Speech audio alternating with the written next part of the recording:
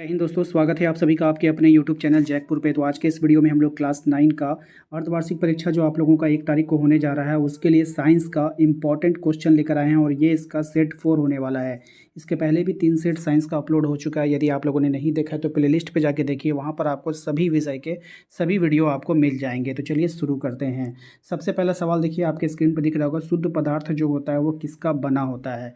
तो जितने भी शुद्ध पदार्थ होते हैं वो एक ही प्रकार के कणों से मिलकर बने होंगे। अगर उसमें एक से दूसरा कण मिला देंगे तो वो अशुद्ध हो जाएगा।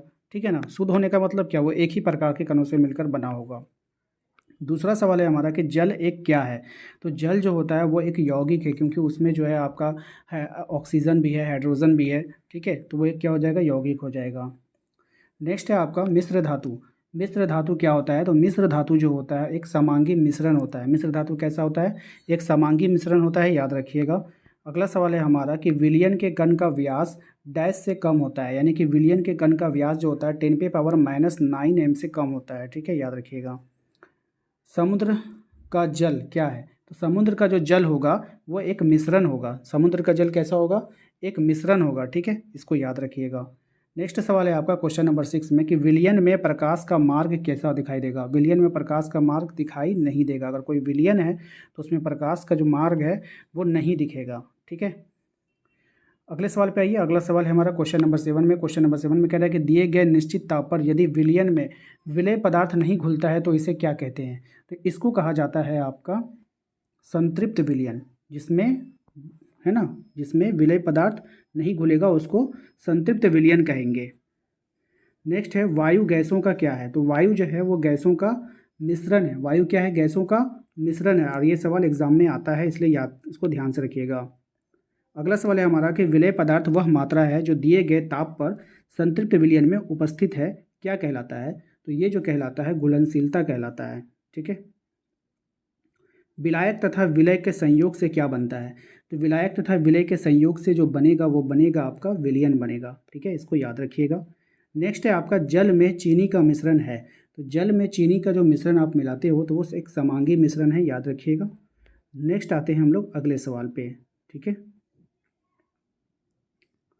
अगला सवाल है हमारा कि गैसीय विलयन का क्या उदाहरण है। आपको एक गैसीय विलयन का उदाहरण देना है। राइट आंसर हो जाएगा इसका ऑप्शन नंबर डी, वायु। गैसीय विलयन का क्या हो जाएगा, वायु। निलंबन क्या है। ठीक है, ये भी सवाल एग्जाम में बार बार आता है। तो निलंबन क्या है, एक विषमांगी मिश्रण है। इसको अच्छा से याद रखिएगा, ये एग्जाम में पूछा जाता है। अगला सवाल है हमारा कि यदि एक विलयन में विलेय पदार्थ की मात्रा संतृप्तता से कम है तो इसे क्या कहेंगे। तो इसको कहते हैं हम लोग असंतृप्त विलयन कहेंगे। ठीक है, याद रखना है। नेक्स्ट है आपका टिंजर आयोडीन एक क्या है। तो टिंचर आयोडीन जो होता है वो एक विलयन है। टिंचर आयोडीन क्या है, एक विलयन है, याद रखिएगा। सोडा जल में कार्बन डाइऑक्साइड क्या है, एक क्या है। सोडा जल में कार्बन डाइऑक्साइड जो है एक विलय है। सोडा जल में कार्बन डाइऑक्साइड क्या होता है, एक विलय होता है। अगला सवाल है हमारा निम्नलिखित में से कौन टिंडल प्रभाव को प्रदर्शित करेगा। तो यहाँ पर टिंडल प्रभाव को जो प्रदर्शित करेगा वो हो जाएगा आपका दूध। ठीक है, अगले सवाल पे आते हैं। अगला सवाल, एरोसोल का उदाहरण आपको देना है। तो यहाँ पे जो एरोसोल का उदाहरण है वो है आपका कोहरा। एरोसोल का उदाहरण क्या हो जाएगा, कोहरा। नेक्स्ट है फेस क्रीम किसका उदाहरण है। तो फेस क्रीम जो होगा यहाँ पर आपका इमल्सन का उदाहरण है। ठीक है, नेक्स्ट आते हैं हम लोग क्रीम से मक्खन निकालने की कौन सी विधि का उपयोग किया जाता है। मोस्ट इंपॉर्टेंट सवाल है, एग्जाम में बार बार पूछा जाता है। तो अपकेंद्रन विधि का प्रयोग किया जाता है। अगला सवाल है हमारा कि ठोस सोल का उदाहरण क्या है। तो ठोस सोल का जो उदाहरण होगा वो हो जाएगा आपका रंगीन रत्न।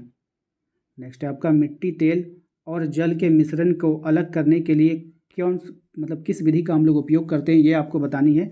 तो पृथक्करण कीप का प्रयोग करते हैं, यानी पृथक कीप का प्रयोग करके इसको अलग करेंगे। जैल का उदाहरण क्या है। अब आपको जैल का उदाहरण यहाँ पे देना है। तो जैल है आपका पनीर। ठीक है, नेक्स्ट है समुद्री जल में से नमक की प्राप्ति होती है कौन सी विधि के द्वारा। तो यहाँ पे हो जाएगा क्रिस्टलीकरण विधि के द्वारा। ठीक है,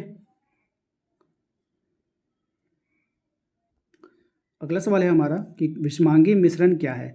तो विषमांगी मिश्रण यहाँ पर आपको बतानी है। तो राइट आंसर हो जाएगा मिश्रण जिसकी बनावट असमान हो उसको विषमांगी मिश्रण कहा जाता है। नेक्स्ट सवाल है हमारा कि निम्नलिखित में से विषमांगी मिश्रण कौन से हैं। तो अब आपको यहाँ पे विषमांगी मिश्रण को पहचानना है। तो यहाँ पे नमक और सल्फर, जल और तेल, सोडियम क्लोराइड और लोहे की छीलन, उपरोक्त में से सभी हो जाएगा।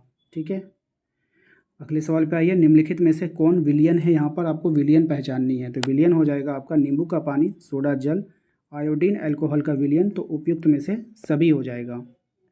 नेक्स्ट है आपका, विलयन में विलायक कौन से होते हैं। तो विलयन में जो विलायक होते हैं, जिसकी मात्रा ज़्यादा होगी वो विलायक होगा और जिसकी मात्रा कम होगी वो विलेय होगा। ठीक है। वायु में विलायक कौन होता है। तो वायु में विलायक आपको बताना है। तो वायु में जो विलायक होगा वो हो जाएगा आपका नाइट्रोजन, क्योंकि ये 78% होता है और सबसे ज़्यादा मात्रा इसका होता है। तो ये आपका विलायक हो जाएगा। छोटे आकार के कारण विलयन के कण गुजर रही प्रकाश की किरण पर क्या प्रभाव डालते हैं। तो राइट आंसर हो जाएगा, प्रकाश की किरण को फैलाते नहीं हैं। ठीक है। नेक्स्ट आते हैं, सांद्र विलयन की तुलना में तनु विलयन में विलय की मात्रा कितनी होती है। तो विलय की जो मात्रा होती है वो कम होती है। नेक्स्ट है, विलयन की सांद्रता किसे कहते हैं। तो विलयन की जो सांद्रता होता है, विलयन की मात्रा में घुले विलय की मात्रा, विलयन की विलायक की मात्रा में घुले विलय की मात्रा। तो इसलिए ये दोनों होता है, ए और बी। ठीक है। विलयन कैसे होते हैं, अब आपको बताना है जो विलयन होते हैं वो कैसे होते हैं। तो ये अस्थाई होते हैं। टिंडल प्रभाव क्या है, क्वेश्चन है आपका, टिंडल प्रभाव क्या है। चलिए इसके ऑप्शंस को देखते हैं। टिंडल प्रभाव क्या है, ये हमारा क्वेश्चन था। तो ये हो जाएगा प्रकाश की किरण को फैलाना। ठीक है, प्रकाश की किरण को फैलाना, ये क्या कहलाता है, टिंडल प्रभाव। कोलाइडल विलयन कौन से होते हैं। अब कोलाइडल विलयन के बारे में आपको बताना, ये कौन से होते हैं। तो विषमांगी मिश्रण, कणों का आकार का छोटा होता है, टिंडल प्रभाव प्रदर्शित करते हैं। उपरोक्त में से सभी हो जाएगा, आंसर डी हो जाएगा। ठीक है।